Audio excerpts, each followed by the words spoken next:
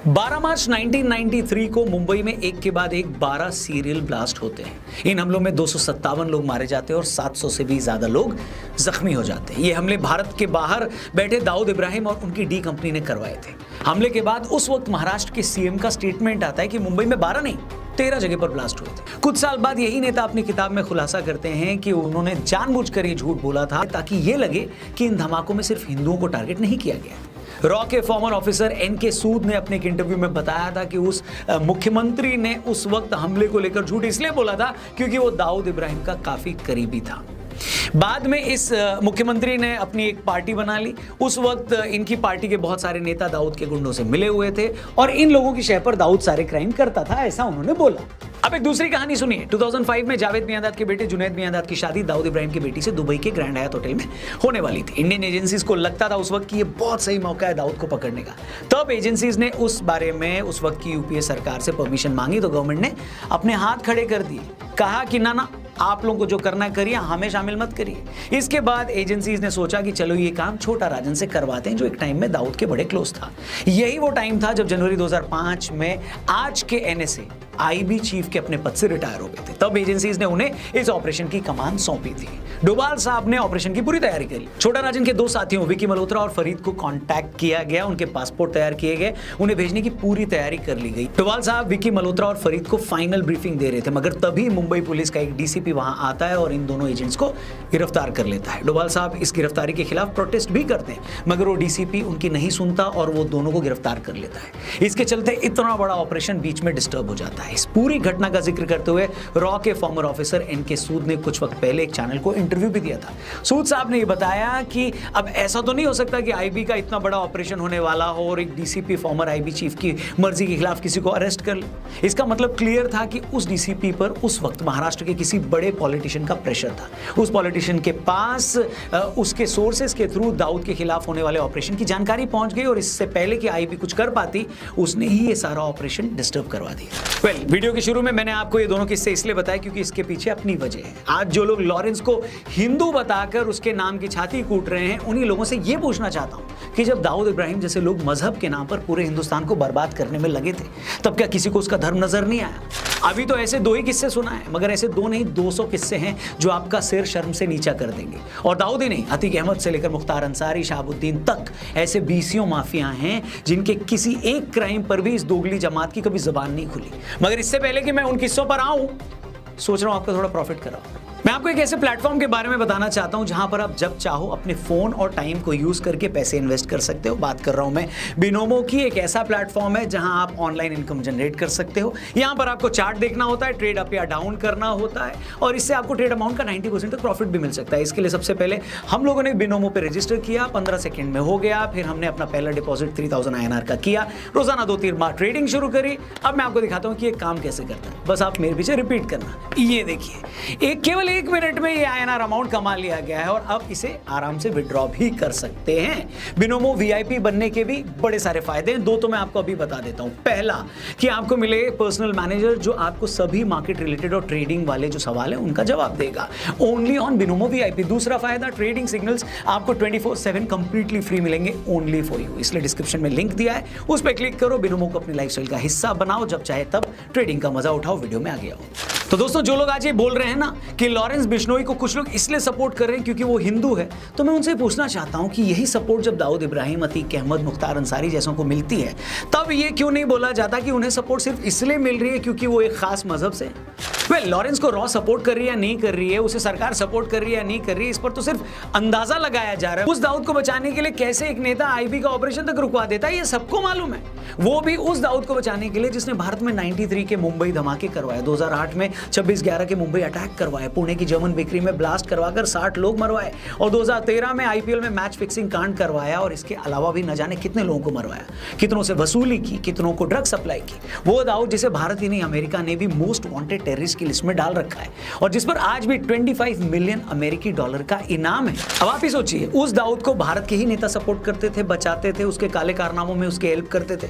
महाराष्ट्र का ये नेता ही नहीं, इसके अलावा गुजरात का एक और बड़ा लीडर जो एक टाइम पे एक सबसे पुरानी पार्टी के प्रेसिडेंट का सलाहकार हुआ करता था, वो भी दाऊद का बड़ा क्लोज था और गुजरात में दाऊद का जितना कारोबार था वो सब उन्हीं की मदद से चलता था। यही रीजन है कि 93 से लेकर 2011-12 तक देश में दर्जनों बम ब्लास्ट हुए। इन ब्लास्ट में हजारों लोग मारे गए।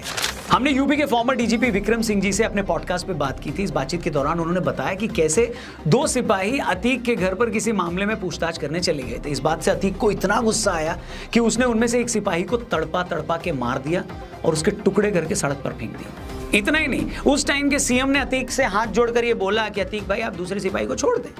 विक्रम सिंह जी ने हमें यह भी बताया कि किस तरह उस वक्त के मुख्यमंत्री ने अतीक के कुत्ते के साथ हाथ मिलाया था और उस सीएम की वो तस्वीर अखबारों में छपी थी। इस पॉडकास्ट को आप मिस मत करिएगा, डिस्क्रिप्शन में लिंक दिया, देखिएगा जरूर। लेकिन एक बार जरा सोच कर देखिए कि इस खूंखार क्रिमिनल जिसके गुर्गे किसी से भी वसूली कर लेते हैं, किसी भी राह चलती लड़की को उठा लेते हैं, किसी का भी मर्डर कर देते हैं, और उस स्टेट का सीएम बजाय ऐसे लोगों को जेल में डालने के उस अपराधी के, उस क्रिमिनल के कुत्ते के साथ फोटो खिंचवा रहा है। क्यों खिंचवा रहा है? क्योंकि उसे उसकी कौम के वोट चाहिए, क्योंकि उसे उस गुंडे से अपने काम निकलवाने।